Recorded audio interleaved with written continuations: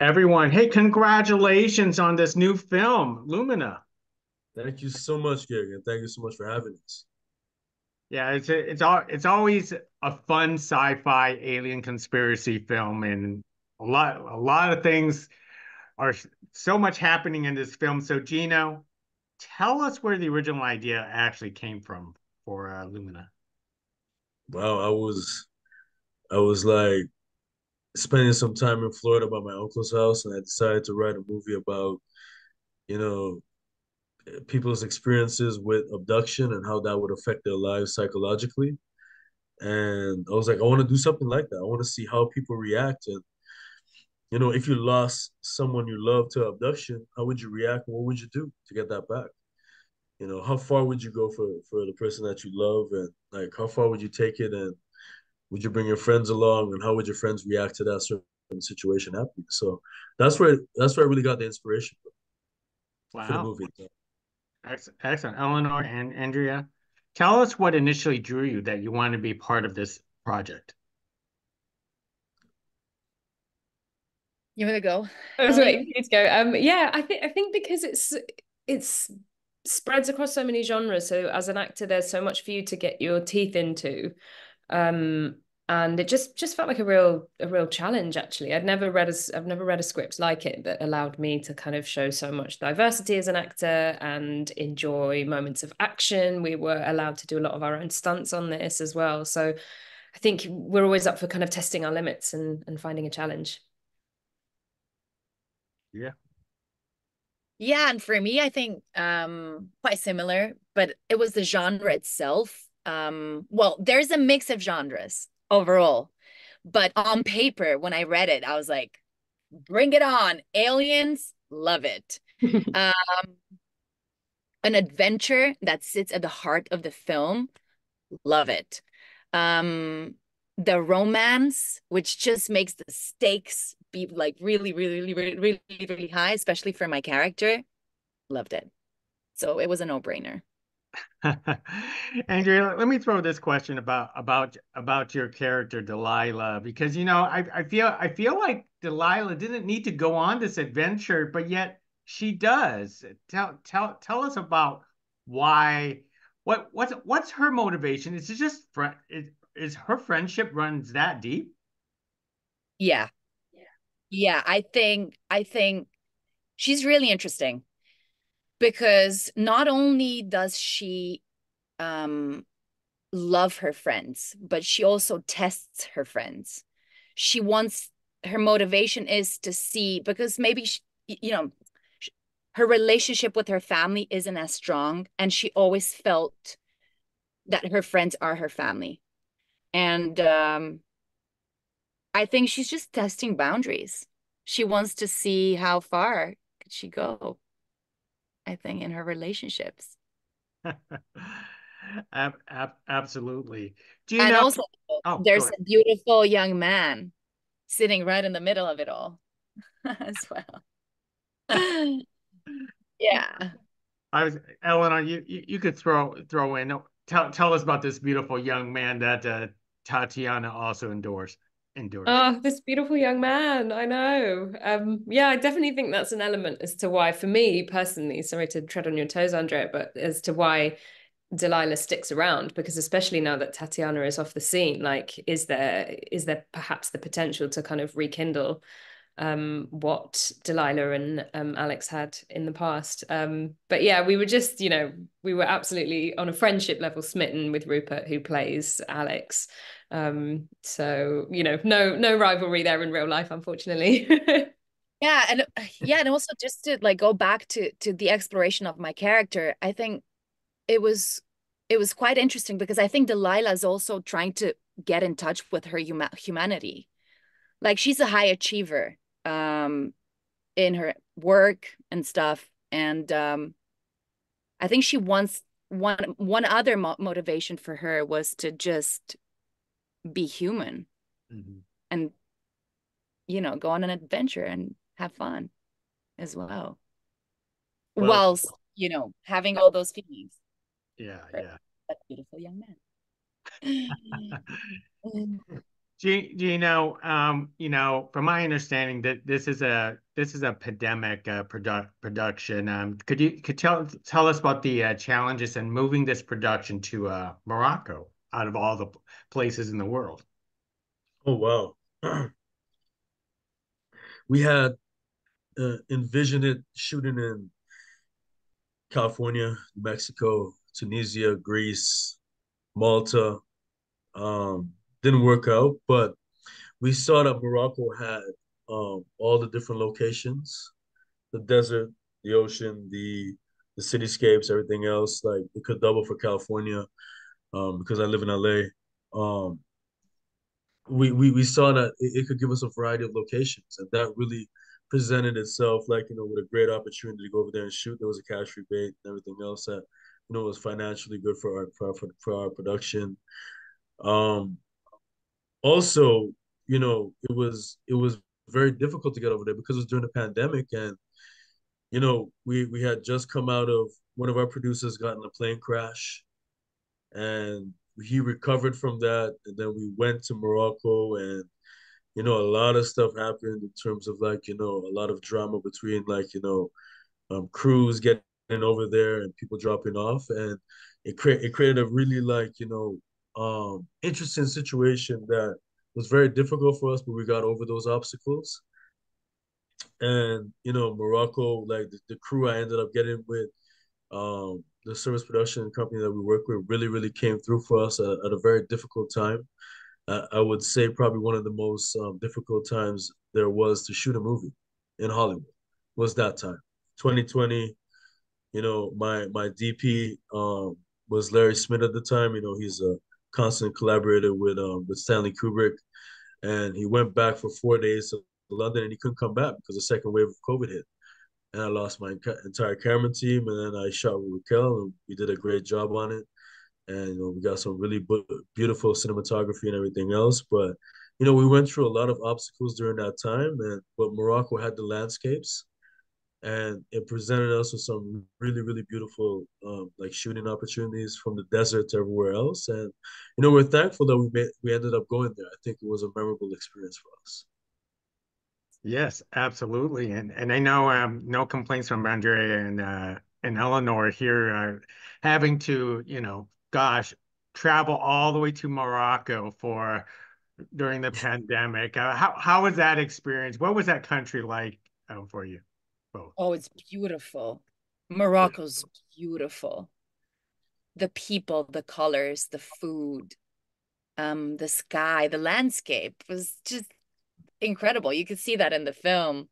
And it just all of this happened at a time in our careers. I don't know about you, Ellie, but I thought that year I was like, career change. I didn't think we would like go back on set again. I thought the world's coming to an end for a while.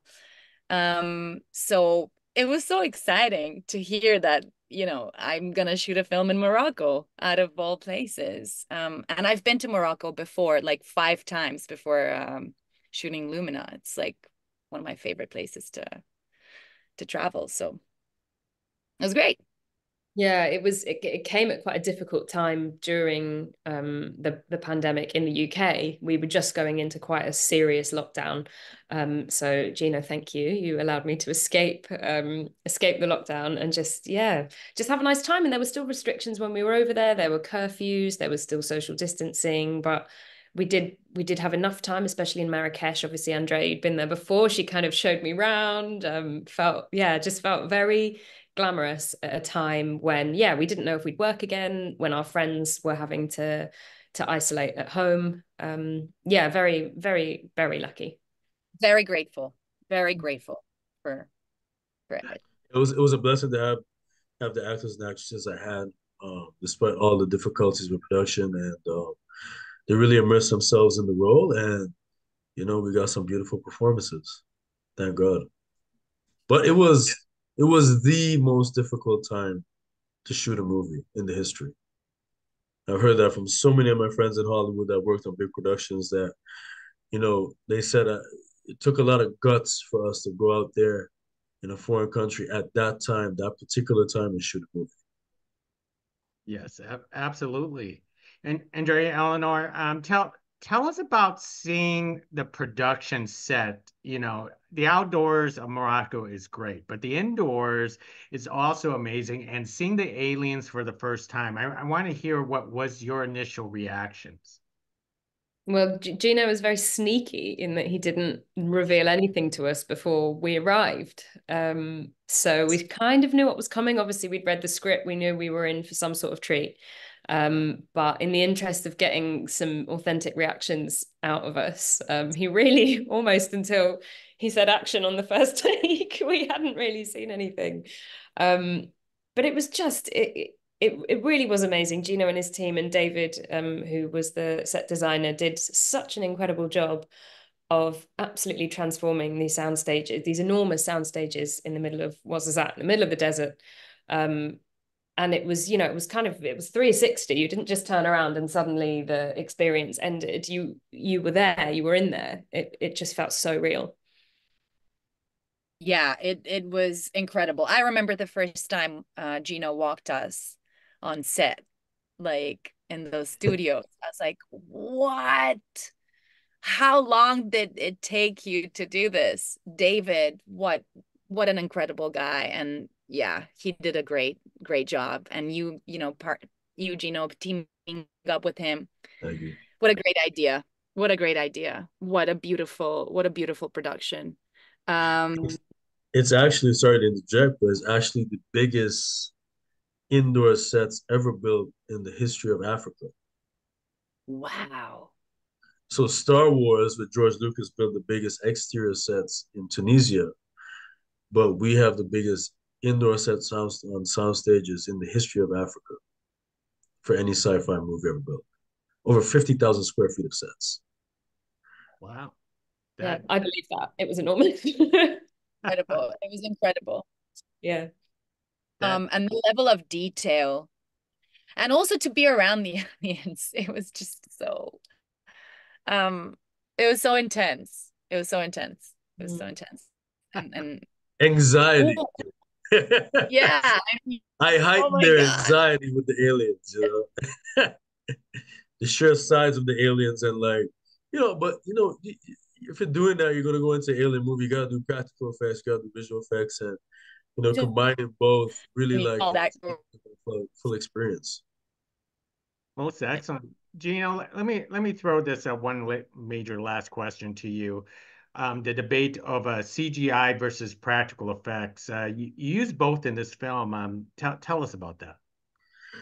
Wow, there's always been that big conversation because I work with Todd Masters who did Predator, with John McTiernan and a number of other movies. He did the entire Predator series, and it's really a labor of love gig working with practical creature effects because you have to. It's so important to get it right.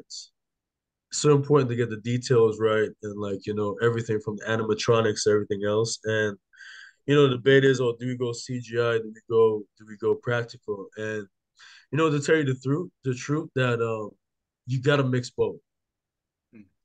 Even if you shoot practical suits, you got to enhance with VFX and CGI.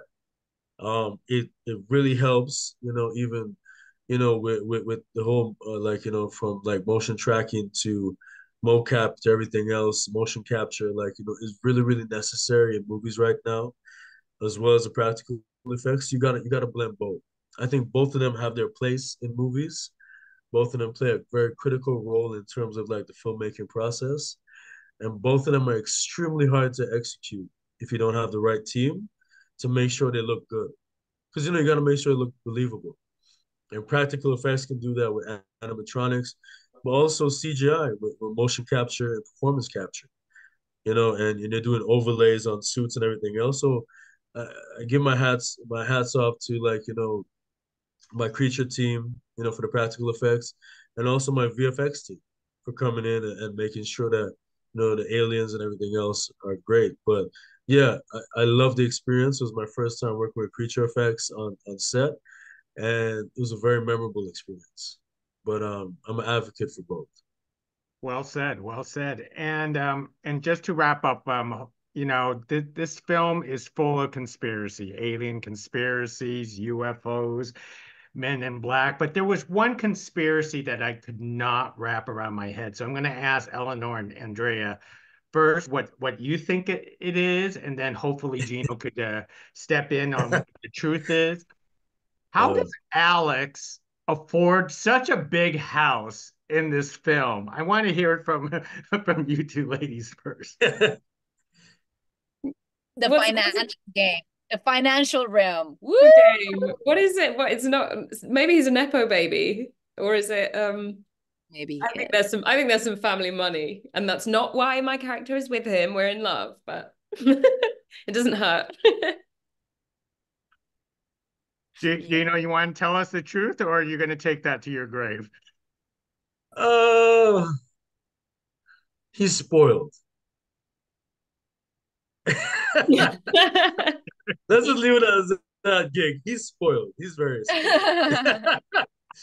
And the reason why I want to leave some mystery and ambiguity to that, because I had written a sequel, like half of a sequel for the movie, and it kind of delves into that backstory of Alex. Well, there we go. So technically, the conspiracy theories are still ongoing. Congratulations. Thank you for carrying this conversation with Lumina. Have fun at the premiere this Friday. Thank you very much. Thank you so much, Gig. It was an you. absolute pleasure talking to you. Thank you so much. Take Nice care. to meet you. All right, take care. Bye.